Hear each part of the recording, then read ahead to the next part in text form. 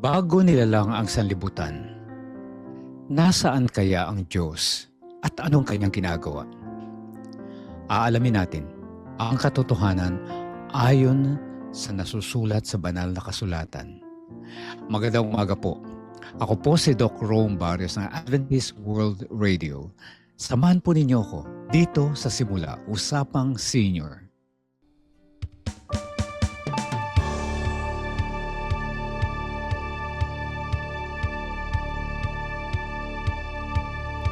Pag-ibig na walang maliw, pagpapalang walang tigil, dating pusong may hapis, ngayon'y umawi.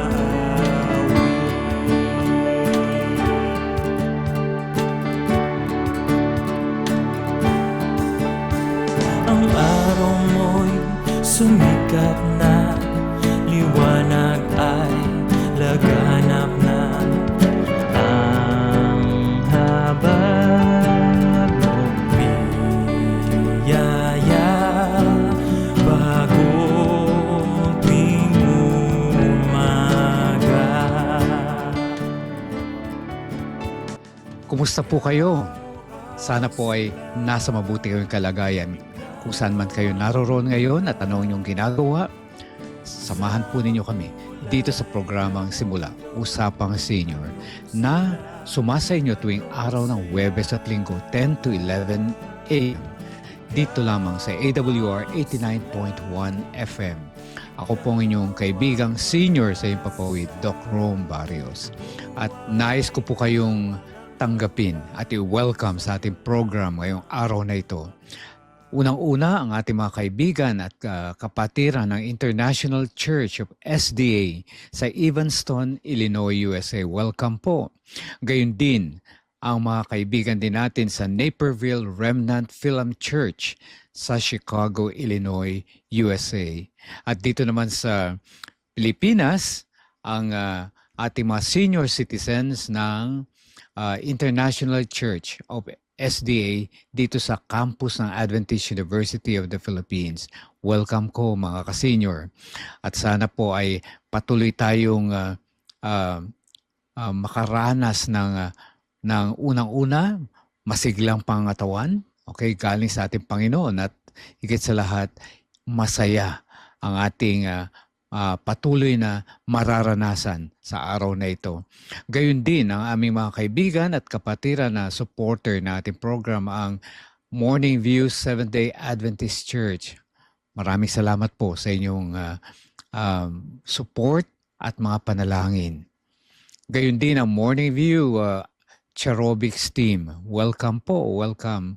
And sana ay patuloy tayong magsumigla at patuloy nating itaguyod ang mga pangangailangan at benepisyo ng ating mga members. Sana po ay mabuti ang ating mga pakiramdam ngayon, ano? At gayon din, nais ko ring batiin ang ating mga masugid na mga taga-subaybay sa iba't ibang dako, no, ng kapuluan dito naman sa Philippines. Luz Pusing, kumusta po? Lucy Kiabang, maraming salamat po sa inyong mga pagbati at mga mensahe sa amin. Ging Gloria Martiliano, gayon din kay Mary Grace Acosta Ulpindo. Welcome Erlinda Basilisco po. Gracia Dei, Ayen Asek, Helen Aguilar, Crescencia Ordonez Pascua. At dito rin, narito ang ating mga kaibigan from Ohio, USA uli, Seni Moser, Ohio. Ohio gozaimasu. At gayon din sa Balayan, Batangas naman, Beth Villapuerte. At sa Tangalan, Aklan, ito si Darlene Ojerio. At sa Canada naman, si Rose Arrogante. Kumusta po, Ma'am Rose? At dito naman balik tayo sa Pilipinas, nandiyan ang ating mga kaibigan si Lioby Cabañez, kumusta na po? Rebecca Ebora, Leti Sampang, at ang ating mga purok leaders dito sa ating Puting Kahoy Senior Citizens Association, Silang Cavite, ay nariyan si Liling Lumagda, Absti, Inday Onyate, kumusta Ma'am Inday, and Remy Bayan, kumusta po kayo? Eve Alcoriza, Lailaso, Esther Salazar, mga friends, kumusta? Mateo Magro, Loida Venosa, Feli De Leon, at lahat-lahat ng mga miyembro ng Puting Kahoy Silang Cavite Senior Citizens Association. At nariyan din ang ating mga kaibigan from, hindi namin kayo malilimutan, from Antipolo City. Yan. Lalo tigit ang particularly si Sister Corazon Hernan. How are you po? And siya ay kabilang sa Kabading SDA Church, Antipolo City. At gayon din, of course, ang ating mga masugid na tagapakinig, taga-subaybay na ating programa, ang senior citizens ng Barangay Inarawan, Antipolo City. And also, shout out kay Barangay Captain Rick Bautista. Kumusta po kayong lahat? And of course, my BFF, si Patrick Gonzales and family. Maraming salamat po sa patuloy ninyong pagbibigay ng magagandang mga suggestions sa amin. At alam nyo ba yung ating topic ngayon ay isa yan sa mga nakita naming kakaibang katanungan na tinatanong. At alam namin na bawat isa sa atin ay magiging interesado alamin ang kasagutan, no? Ang tanong, 'di ba, nung ang banal na kasulatan pag binasa natin mula sa aklat ng Genesis, nag-start kaagad natin na introduce ang Panginoon doon bilang mandalalang.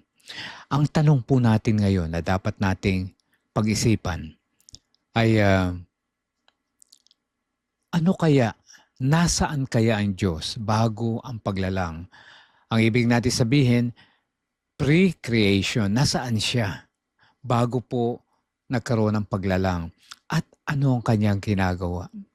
Di ba? Napakagandang tanong yan dahil hindi halos pinag-uusapan at palagay ko hindi natin naiisip kasi nung pag binasa natin yung first book ng Bible kaagad yan, si God created the heavens and the earth. Talagang ina-introduce kaagad siya as creator.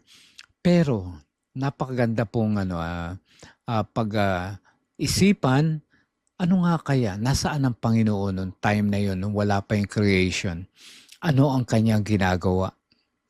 Okay, tandaan po natin, tanging ang banal na kasulatan lamang ang maaaring sumagot niyan. At ayan ang ating tutunghayan sa ating programa ngayong araw na ito. At nais ko rin ipaalala sa atin na ang ating, habang kayo nakikinig at nakatunghay sa ating programa, huwag po ninyo kalimutang uminom. Hydrate. Kailangan ng ating katawan yan sapagkat tayo nga ay kailangan, lalo na yung ating kung tayo'y nagkakaedad o kahit hindi tayo senior, ay kailangan talaga natin hydration para po sa tamang blood circulation natin.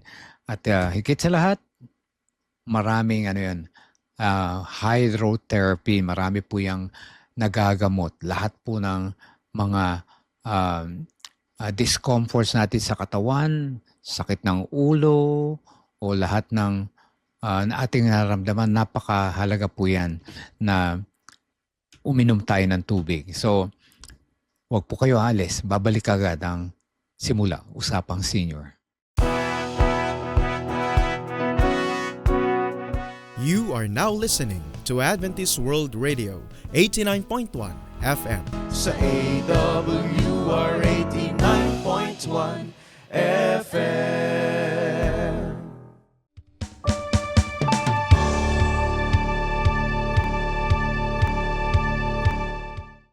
Kayo po ay nakatunghay sa ating programang Simula, Usapang Senior tuwing 10 to 11 a.m. ng Huwebes at Linggo. dito lamang sa AWR 89.1 FM. At ako po ang inyong lingkod, ang senior na makakasama nyo sa Himpapawid, Doc Rome Barrios. At ang ating pag-uusapan ngayon, okay, kung saan man kayo naroroon, no? Mag-relax lang kayo. Kung kayo nasa lansangan, mag-iingat po kayo sa pagmamaneho o sa inyong paglalakbay. At kung ano man yung ginagawa, ituloy lang po ninyo dahil sasamahan ko lang kayo. At pag-uusapan natin ng mga bagay na kung magkaminsan ay nakaka spark ng ng kaalaman na hindi natin naisip. Pero talaga po kasi doon nagsimula yung panahon, 'di ba? Time. Dahil wala pa yung unang araw, ikalawang araw, ikatlong araw, doon lang yung sa paglalang. Ang totoo po, bago ang paglalang, ang sansinukob o the universe ay nag-e-exist yan, walang eternal, ibig sabihin walang katapusan. At alam po ba ninyo, nandoon ang Panginoon. Siya ay nasa tinatawag nating nag-e-exist siya sa eternity. Ayan ang tinatawag natin. Eternity, yung walang katapusan. Kaya wala pong panahon noon. Ibig sabihin, bago pa nilalang ang sanlibutan, ang Panginoon ay nabubuhay na sa walang katapusan. Ibig sabihin, eternity. Okay. Pero mababasa natin, kung babasahin natin ang banal na kasulatan, kung meron kayo pong banal na kasulatan, pwede niyong sabayan ako, babasahin ko po, kung ano ang sinasabi tungkol sa kalagayan at kung nasaan at anong ginagawa ng ating Panginoon bago nilalang ang sanlibutan. Tingnan natin ang sinasabi ng awit o Psalm 90 verse 2. Yan. Psalm 90 verse 2. Okay? Kung wala naman kayong banal na kasulatan ngayon o Biblia, pwede naman ninyong isulat, i-note nyo lang, tandaan nyo at pwede naman yung basahin sa inyong libreng panahon. Sabi rito sa Psalm 90 verse 2, bago nilikha ang mga bundok o bago mo nilikha ang lupa at ang sanlibutan, ikaw ay Diyos mula sa walang hanggan hanggang sa walang hanggan. Okay? So, malinaw ang sinasabi ng banal na kasulatan bago pa raw ang paglalang. Saan daw ang Diyos ay nag-e-exist na sa walang hanggan hanggang sa walang hanggan. Okay. So napakahalaga na bago pa ang lahat, ang Panginoon ay nando na. Okay? Before anything, before creation, before everything was created, nando na ang Diyos.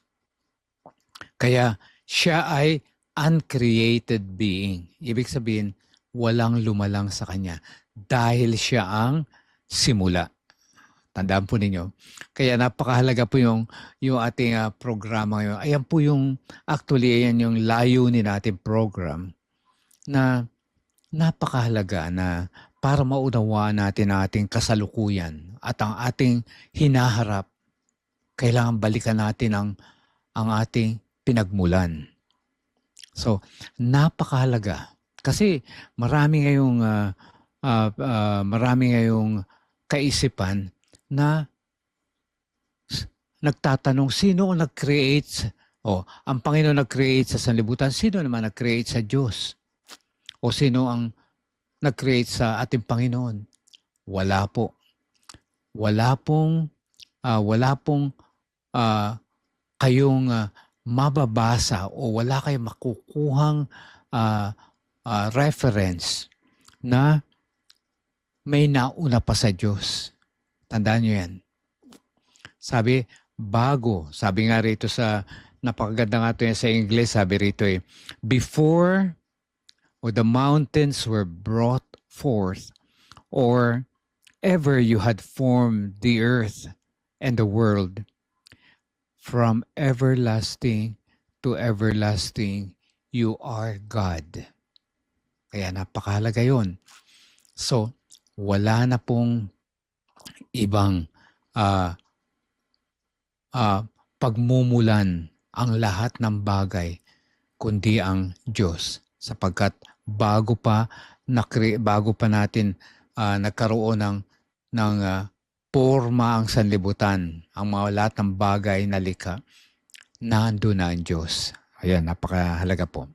At dito nga, ano ang kanyang ginagawa? Ayan ang tanong natin. So, alam na natin kung nasaan siya. Nasa eternity, nasa walang hanggan ang ating Diyos. Kaya, ano ang kanyang ginagawa? O, kumbaga sa ating ordinary na usapan, ano kaya ang pinagkakabalahan ng Diyos? Okay. Tanda natin, unang-una, na ang Diyos ay may tinatawag natin Trinitarian God o Trinity, a God Trinity. Ibig sabihin, may tatlo siyang persona. No? Persona. Tandaan nyo, yung Trinitarian God, yung Holy Trinity na tinasabi natin, na Diyos Ama, Diyos Anak, Diyos Espiritu. Pero lahat po sila ay iisa, isang Diyos. Okay. Ngayon, ano ang kanilang ginagawa? Actually, maraming tala sa banal na kasulatan kung ano ang ginagawa. At tingnan na lang natin ang isa sa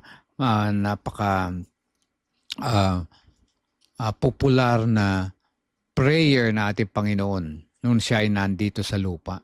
Ito ay matatagpo natin sa Aklat ni Juan, John chapter 17. At alam niyo itong chapter 17 ng John, ito yung panalangin na ating Panginoon. This is the best prayer chapter na ating Panginoong Hesukristo. At dito, kung babasahin natin dito natin malalaman kung ano ang kanyang kalagayan, ano ang kanyang ginagawa bago ang paglalang, before creation. So, basahin natin ang John chapter 17 verse 2. Simulan natin dito para mas madali ang ating makita natin ang buong konteksto nito. Sabi rito, simulan natin sa 1. Okay. Nang masabi na ni Jesus ang mga bagay na ito, tumingala siya sa langit at sinabi, Ama, dumating ng oras. Luwalhatiin mo ang iyong anak upang luwalhatiin ka ng anak. Okay. Yamang binigyan mo siya ng autoridad sa lahat ng laman upang bigyan niya ng buhay na walang hanggan ang lahat ng ibinigay mo sa kanya. At ito ang buhay na walang hanggan, na ikaw ay makilala niya, na iisang Diyos na tunay, at si Jesucristo na iyong sinugo. Niluluwalhati kita sa lupa sa pagtatapos ko ng gawaing ibinigay mo sa akin. Sa verse 5, ito pong sinasabi, At ngayon, Ama, luwalhatiin mo ko sa iyong harapan ng kaluwalhatiang aking tinaglay sa harapan mo bago nagkaroon ng sanglibutan. So, maliwanag at na sinasabi rito na bago pa nagkaroon ng sanlibutan, magkasama na sila ng kanyang Ama. kasama ang banal na Espiritu na nagplaplano, naghahanda para po sa paglalang. Okay. So nakita po ninyo, ang paglalang ay hindi bigla ang ginawa. Ang ibig sabihin, before pa nagkaroon ng paglalang, ang banal na Espiritu, ang Diyos Ama, Diyos Anak, Diyos banal na Espiritu ay nagplaplano at pinaghahandaan nila kung ano ang kanilang gagawin para sa sanlibutan. So nakita po ninyo, hindi po ang paglalang po at lahat na nangyayari doon, hindi po yun bunga ng bugso ng damdamin. Ibig sabihin, pinagplanuhan nila dahil ang ating Diyos, no, na may tatlong persona ay nagkakaisa sila. Napakaganda na kanilang communion. Ayan ang sinasabi sa Ingles. At dito nga, lagi kong ginagamit itong tekstong ito sa kapag pinag-uusapan ng komunikasyon. Kasi ang komunikasyon ay nagsimula sa ating Diyos Ama, Diyos Anak, Diyos Espiritu Santo. Bago palalangin ang salibutan, lahat sila ay nagkakaroon na ng ugnayan. May maganda silang relasyon na nagplaplano sila at pinag-iisipan nila ang gusto nilang mangyayari, no? Para sa hinaharap o para sa kahihinatnan ng sanlibutan na kanilang pinaplanong likhain kasama raw ng mga tao. Kaya nakita nyo, bago pa nilikha ang sanlibutan, ang Diyos Ama, Diyos Anak, Diyos Espiritu Santo, yung tinatawag nating the Godhead, no? That in three person, the Holy Trinity, ay nagkakasundo sila ng kanilang plano at adhikain para sa tao. Ayan. Kaya dito natin makikita na ang Panginoon, no, lahat ng nangyayari sa sanlibutan ay ginawa nila yung kanilang plano, no, ginawa nila yung pinakamalaking kumbaga sa nabuo nila yung larawan ng nais silang mangyari sa sanlibutan. At kasama diyan, tandaan natin, yung pagliligtas, kaligtasan. So bago pa po, ito malinaw to, bago pa po nagkasala ang tao, meron na pong plano, ang tinatawag na plan of redemption, kung sakaling magkasala ang tao bago lalangin ang sanlibutan. Nakita na po ninyo? Nakita po ninyo yung pag-ibig, no, ng Diyos at kung paano nila binuo yung lahat ng posibleng maging setback na pwede maging problema.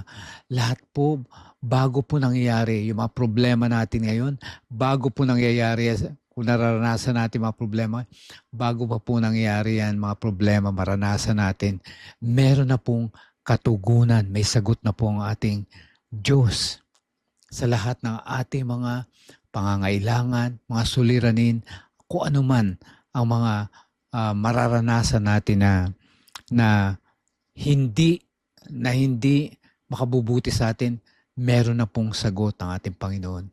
Ganyan po tayo kamahal na ating Panginoon. At bago pa po nagkasala ang mga tao, ang tao, sinimulan, ay alam na nila kung paano nila ililigtas tayo. Paano nila babawiin tayo mula sa ating pagkakasala. Ayan po ang napakahalagang bagay na dapat natin maalala. Before creation, what was God doing before creation? Ayan po. Ayan po ang katugunan dyan. At kung babasahin natin dito, ang kanilang mga panukala, no? Basahin pa rin natin, tuloy natin sa John 17, chapter 17, verses 22 to 24. Sabi rito, at ang kalwalati ang ibinigay mo sa akin ay ibinigay ko sa kanila. Ibig sabihin, sa atin. Kasi itong prayer na ito ay parang pinaaalala at ibinabalik natin Panginoong Hesukristo, no, na nung nandito sa lupa, kung ano yung kanilang na plano. Ano yung, sabi niya, yung kalwalatian mo, ibinahagi niya sa tao, no, sa atin. At dito nga sabi, gaya ng naman natin sa iisa, nag-iisa sila, yung relasyon nila. Ako'y nasa kanila at ikaw ay nasa akin upang sila'y maging ganap na isa upang malaman ng sanlibutan na ikaw ang nagsugo sa akin at sila'y iyong minahal kung paanong ako'y iyong minahal. Nakita nyo yung relasyon nila. Kaya may nagsasabi po na, kaya lang naman ginawa ng Diyos ang tao kasi nalulungkot siya kasi wala siyang kasama. Hindi po totoo yun.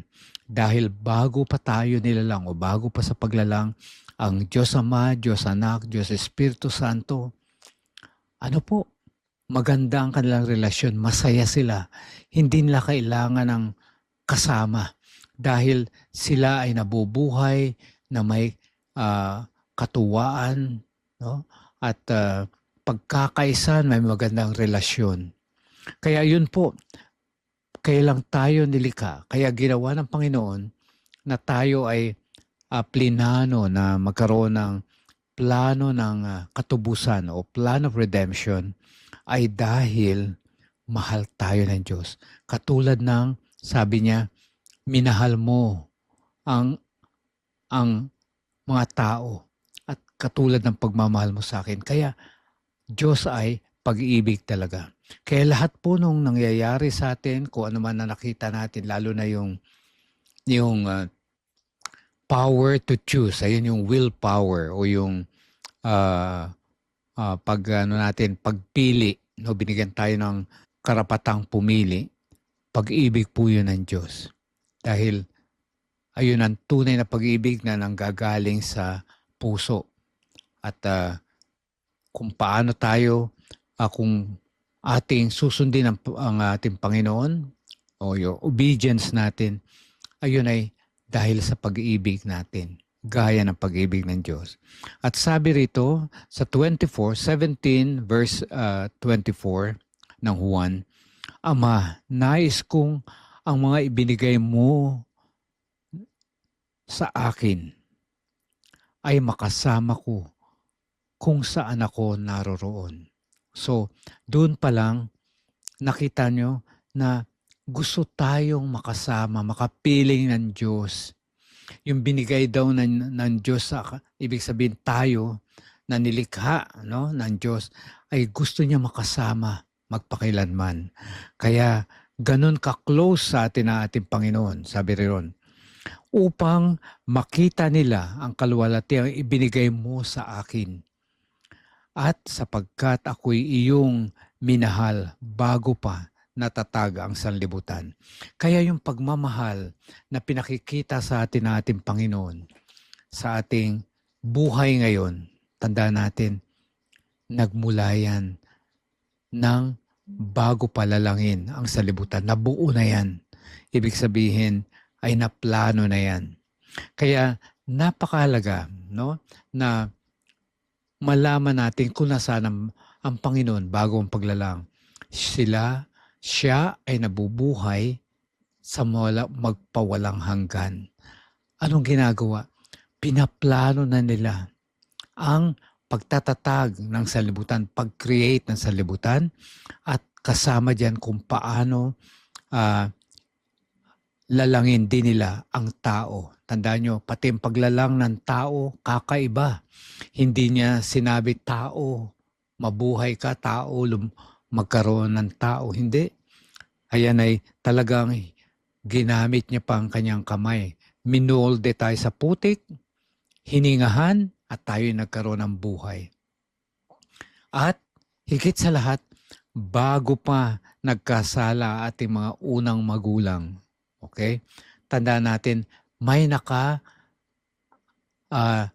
ambang o nakaabang na kaligtasan at naiplano na nila na walang ibang magliligtas sa atin kundi ang Panginoong Hesukristo. Kaya siya napunta sa lupa dahil gusto niyang maibalik, no, yung original na katayuan ng pagkalikha natin. Tayo'y nilikha para mabuhay na wala hanggan. Kailan nung tayo nagkasala, dumating sa atin yung kaparusahan. Dahil sabi ng Panginoon, ano raw ang pagsalangsang sa utusan ay ay may kaparusahang kamatayan, 'di ba? Kaya tayo ay nagkakaroon ng kamatayan, kahirapan dahil lang sa kasalanan. At ayun ang nais na maalis at mabawi tayo ng ating Diyos, ating Panginoon mula sa kasalanang 'yon. So nakita na po ninyo, napakaganda ang plan of redemption na naka-ready na bago po nilalangan sa libutan. Kaya yung tanong, what was God doing before creation? Plinano na po nila ang lahat. Kasama na po ang kaligtasan ng bawat isa sa atin. Ganyan po tayo kamahal na ating Panginoon. Sana po ay nabiyayaan tayo at tayo'y pinagpala sa ating pinag-usapan ngayon. Diyan lang po kayo. Magbabalik po ang simula. Usapang Senior.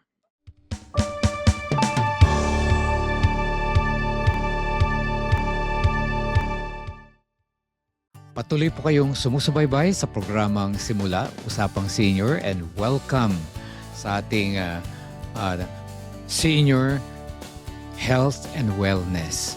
At ngayon po ay patuloy po kayong inaanyayahan ko, huwag po ninyong kalilimutan ang ating programa po tuwing Huwebes at Linggo, 10 to 11 a.m. dito lamang sa AWR 89.1 FM. Ang ating pong pag-uusapan sa ating pangsarili at ito'y nakita kong napapanahon kasi ako rin lately nakaranas ngayon ng medyo sumasakit ang aking kasukasuan, sumasakit ang aking mga muscles, mga joints, okay? Ayan po ay of course sasabihin nila ay bahagi ng pagtanda, pero ang totoo po niyan, kahit po bahagi yan ng pagtanda, maaari rin po nating maiwasan at maaari rin po nating magamot, no? At ayan po ang ating pag-uusapan ngayon, how to keep our bones and muscles strong. Ayan. Kasi tama po yun na physically talagang and naturally dahil sa ating pagdagdag na ating taon, ng ating mga edad, ay talaga pong humihina rin po yung ating metabolism, di ba? Kasi nga nagiging tayo na yung ibig sabihin nagkakaroon ng pagbabago, no? Dahil hindi naman po tayo habang buhay malakas. At ayun nga ay dala ng ng kasalanan nga yan, di ba? Kasama yan sa ating dapat na maunawaan na mararanasan. Pero huwag po tayo mag-alala dahil alam natin ang biyaya ng Diyos ay mayaman at habang tayo'y nabubuhay, no? Sabi nga habang may hininga ay may pag-asa, habang tayo nabubuhay, huwag po tayo mag-alala sapagkat kasama natin ang ating Panginoon. Kaya sa pangangalaga natin pangangatawan, mahalaga din po na pagtuunan natin, bigyan natin ng magandang panahon, no? Panahon para naman lumawig pa ang ating buhay at patuloy tayong mabuhay ng maligaya, masaya, at higit sa lahat, kapaki-pakinabang pa. Huwag po ninyo iisipin na kayo ay patanda na, hinihintay nyo na lang yung hanggang huling, ano yun, hanggang sa huling na inyong buhay. Huwag pong ganon. Kinakailangan po, everyday ay enjoyin po natin ang blessing, no, na ibinibigay sa atin ng Panginoon, yun, the blessing of the gift of life.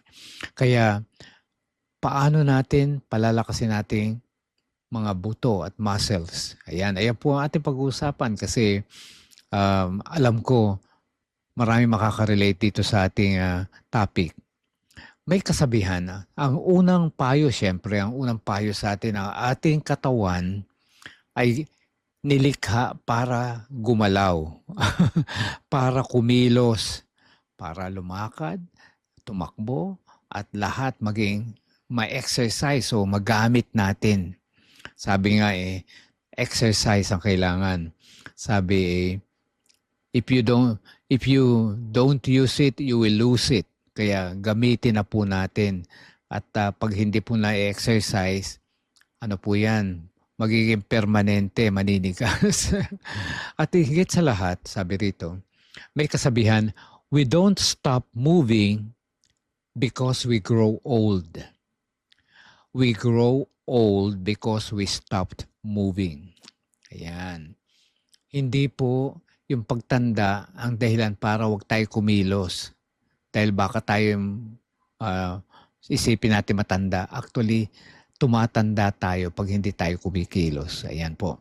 Kaya, kailangan nating pangalagaan ang ating mga bones and muscles. At naalala nyo yung karamdaman na yung kalagayan na sarcopenia. Ayan po yung muscle loss. Kaya nga yung payo sa atin, no?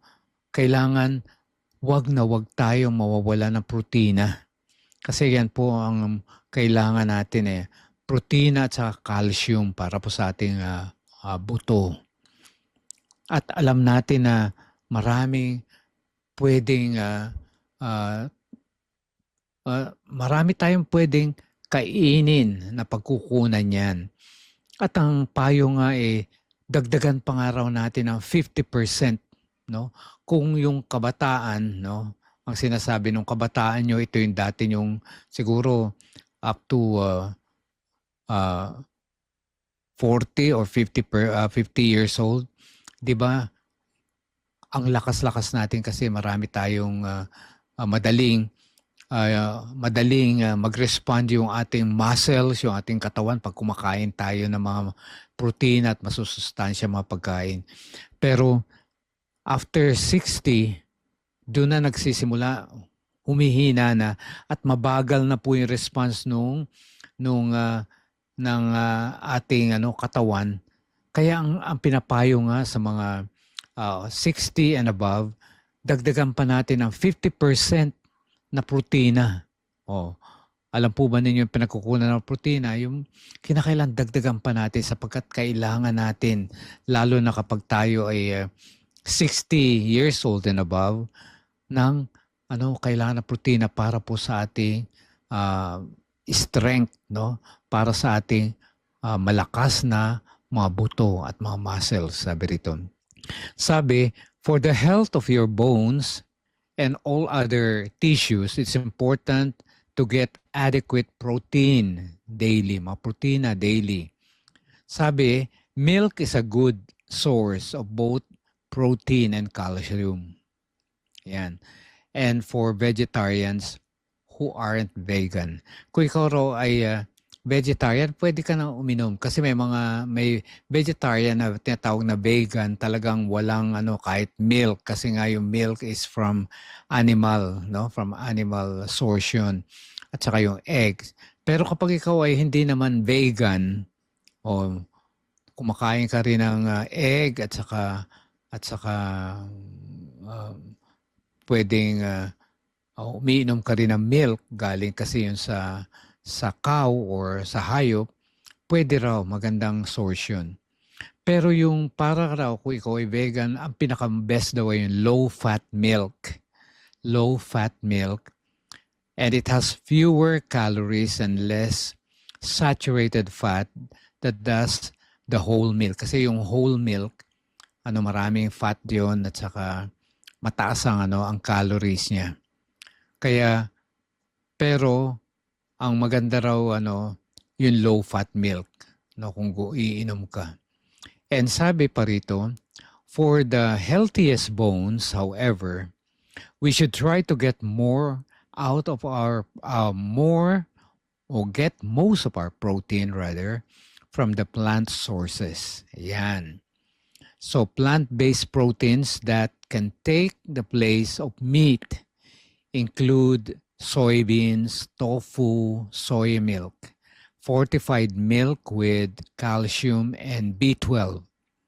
At dagdagan din po natin ang pagkain ng mga legumes. Ano ba yung mga legumes natin?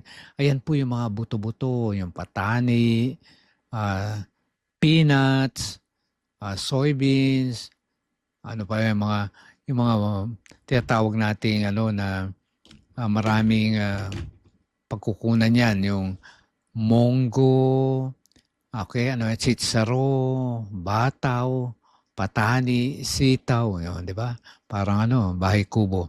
Tapos, ganun din yung mga whole wheat o whole grains na sinasabi yung mga, instead na white, yung mga brown rice, red rice, o yan.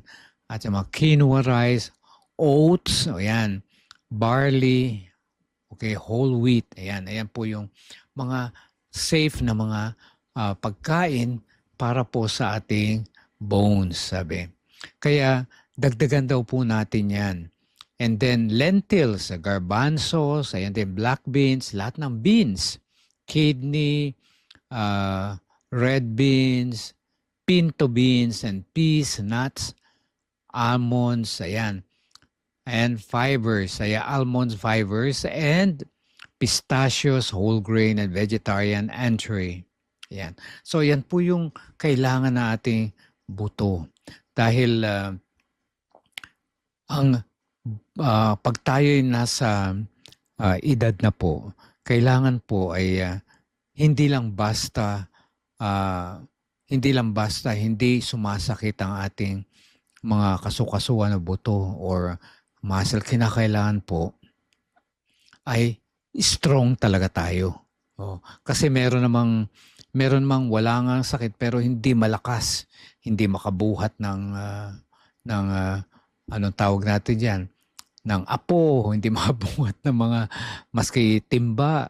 Kinakailangan po very strong tayo. Hindi lang po walang nararamdaman na sakit pero dapat matlakas tayo. Kaya pinapayo din po na dapat sasabayan natin talaga ng exercise at mga tamang weightlifting, pwede rin yan, para masanay din yung ating mga muscles. Kaya marami nga pong ngayon mga supplemental na mga milk, na pampalakas ng bones, ng muscles, para kasi yung sa bones kasi yun po yung ang panlaban natin sa lahat, strong bones and muscle, panlaban po natin sa lahat ng karamdaman yan. Kaya dapat kahit tayo ay nagkakaedad, dapat ay nag-exercise at least, para lumakas po. Kaya lahat po ng iba pang kailangan natin para po sa strong bones, ang mga vitamins na kailangan natin ay B12. Ayan, vitamins B12. Ayan ay makukuha natin sa mga isda, okay? At saka like salmon, sabi rito, sardines, tuna, okay? Tapos dairy products, milk, okay? Yogurt, cheese, eggs, ayan po. Tapos vitamin K, ayan po yung leafy greens na yung mga dahon na berde. Tapos vitamin D, ayan, aside from sunlight, kinakailangan may pwede natin, kailangan din daw natin ng kumonsulta tayo sa ating mga doktor, kailangan natin ng mga supplements. Kasi kung magkaminsan yung mga ay hindi enough yung sa pagkain nakukuha yan, yung vitamin D at saka yung B12. Kailangan natin may mga supplements. And then, of course, soybeans. So finally, yung recent study of 24,403 postmenopausal women showed that eating soybeans reduces fractures. Soybeans products such as baked beans, soy nuts, tofu, soy milk, and soy burgers are a good source of plant protein, calcium, and plant estrogens, which seem to be healthy for the bones. Yan. So, aside from that, of course, ano pa yung mga dapat natin tandaan? Nandiyan yung broccoli, Brussels sprouts, okay? And then, canola o ano yun, sabi rito, itong pinakamahalaga rin, no tobacco. Ayan. Walang paninigarilyo, okay? At kailangan laging may exercise. Ayan. Ayan po. So, sana po ay palalahanan natin sarili natin. Hanapin pa rin po natin yung mga plant-based. Kasi ayan po yung kailangan ng ating katawan. Ang mga protina, kumpleto po yan sa mga buto-buto, sa mga beans, no? At sa mga nuts. Yan po. So, sana po ay may natutunan kayo at kung meron po kayo mga katanungan at meron kayo mga nais na naibahagi sa amin tungkol sa inyong experience, no? Sa inyong pangangalaga, sa inyong katawan, lalo na sa inyong pagpapalakas ng buto. Maaari po kayong tumawag, mag-text o sumulat sa amin. Ang aming pong mga linya ay ang mga sumusunod, 0917-174-2777. Ang isa pa ay 0918-9447-891. Ayan po. So, wag din po ninyong kalilimutan. Pwede kayong visit us in our Facebook and YouTube channels. Na just type Simula, Usapang Senior ni Doc Rome. At pwede po kayo mag-message at pwede rin yung please subscribe and like and share. Okay. So, sana po ay marinig naman namin ang inyong mga katanungan. Huwag po kayong mag-alala. Lahat po na inyong mensahe ay binabasa namin. At maraming salamat po sa patuloy ninyong pagbati at pwede rin po mga request at mga katanungan katulad na ating pinag-usapan ngayon. No? Katanungan sa origin ng Diyos, no? Bago pa nilikha kung nasaan siya. At ngayon naman, katanungan para sa pagpapalakas nating tawag natin yan, mucus skeletal. Okay, musculoskeletal system. Ayan po yung ating bones and muscles. So, diyan lang po kayo. Magbabalik po ang simula. Usapang Senior. Prayer is the key to heaven, but faith unlocks the door.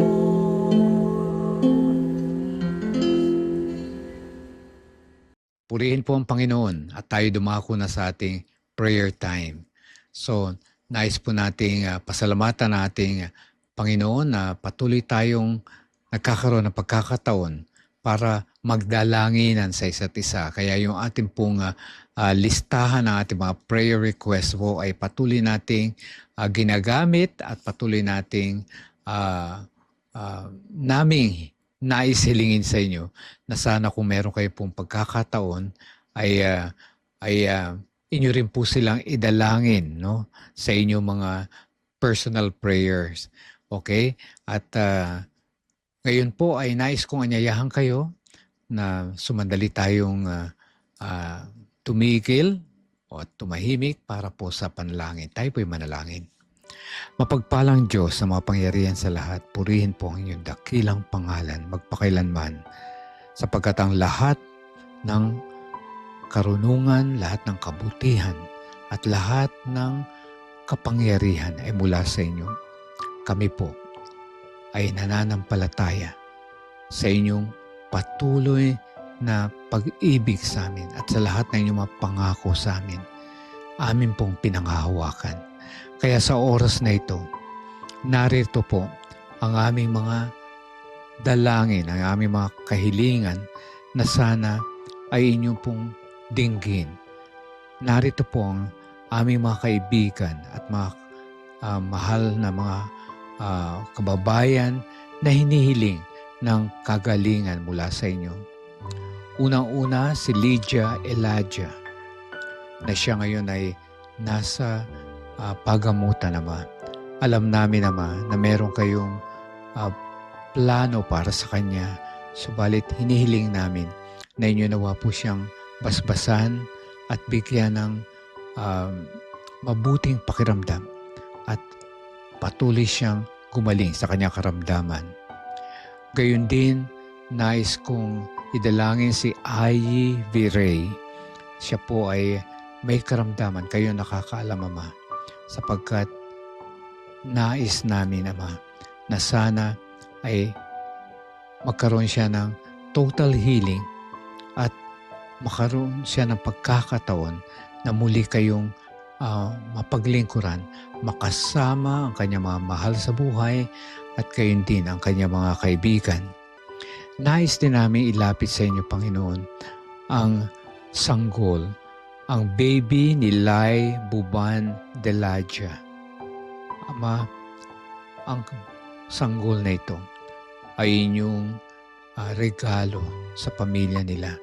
Kaya nais po namin, Ama, na nawa maranasan nila ang tunay na pagmamahal at tunay na kaligayahan sa pagkakaroon at pagbibigay mo sa kanila ng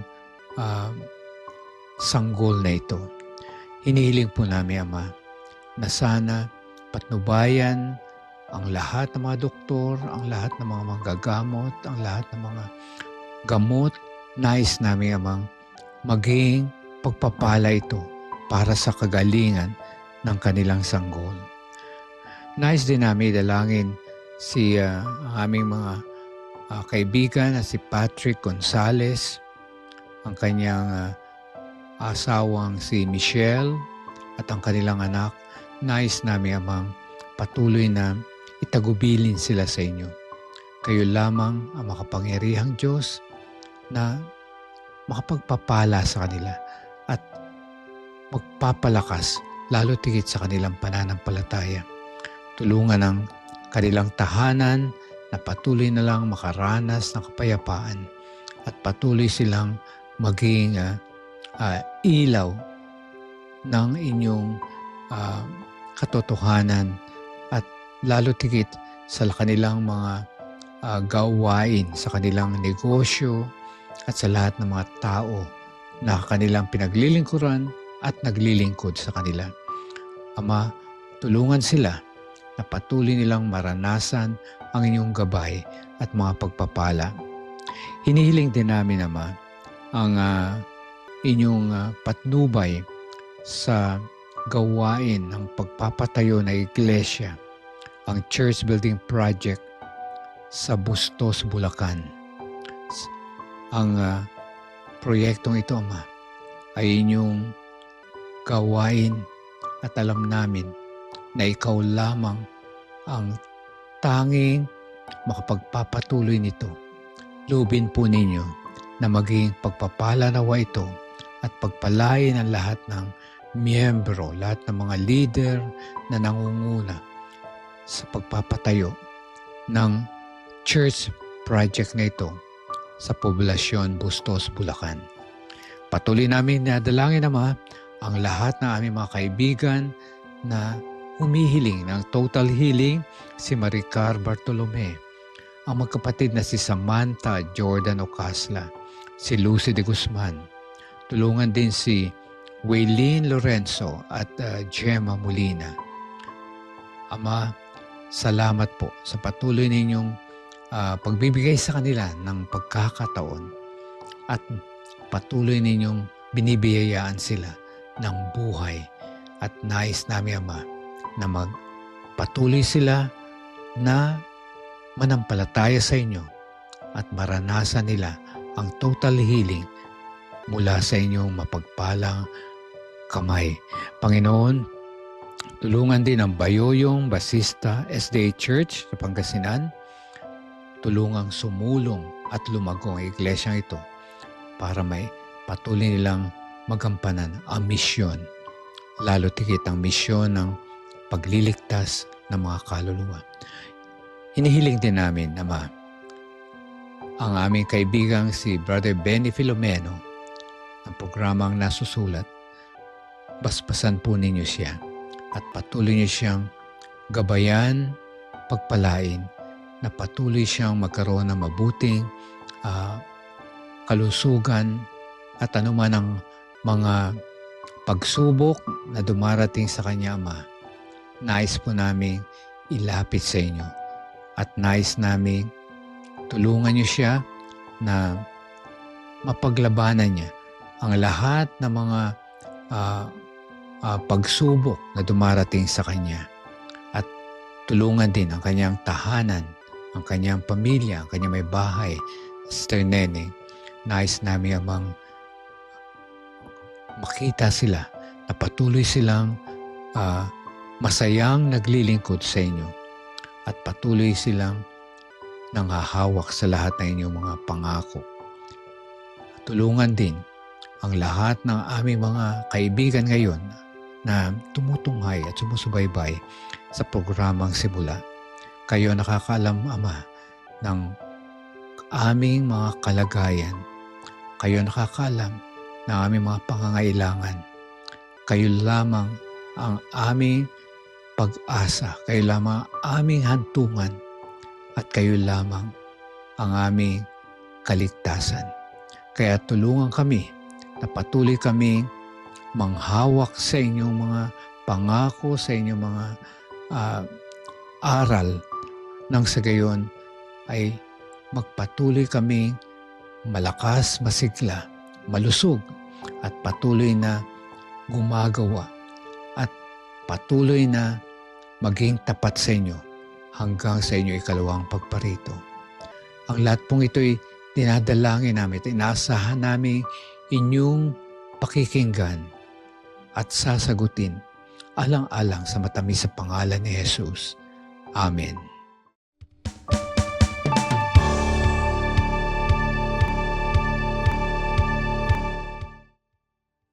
Purihin po ang Panginoon at pagpalain tayong lahat sa ating pagsasama-sama sa araw na ito, sa ating programang Simula, Usapang Senior. Tandaan po natin na bago pa ang paglalang, bago pa tayo nilikha na ating Panginoon, ang lahat ng kabutihan at lahat ng pag-ibig ay inihanda na ng ating Panginoon para tayo'y magkaroon ng magandang kinabukasan. Tandaan po natin na bago tayo nagkasala ay naiplano na ng ating Diyos ang ating kaligtasan. Kaya purihin po natin ating Panginoon at huwag nating kalilimutan na ang lahat ng ating nararanasan ngayon ay bunga yan ng ating pagkakasala dahil sa kasalanan. At ayan din po, yung ating mga nararanasan, ayan din po ang magpapalakas sa atin sapagkat mararanasan natin na laging kasama natin ang ating Panginoon. So marami pong salamat sa inyong pakikiisa, lalo tigit ang ating mga kaibigan sa likod na programang ito, si Pastor Nerio Carranza, ang aming pong AWR Station Manager dito sa Manila. Gayun din, maraming salamat, Brother Andy Joaquin, Jonah Bayog, thank you. Reza Nabor, Wilmer Estrito, and Irene Asidao. At higit sa lahat, nais kong pasalamatan sa panahon na inyong pinagkaloob para sa ating programa. Sana po ay nabiyayaan tayo. Sana po ay naging kapakipakinabang ang ating programa sa araw na ito. Ako po si Doc Rome Barrios, ang inyong kaibigan na patuloy nagsasabing ang biyaya at awa ng Diyos ay bago tuwing umaga. Lahat po tayo ay may pag-asa. Lahat po tayo ay may kaligtasan at may bagong simula. Hanggang sa muli po, magandang araw. God bless. Ikaw ang simula.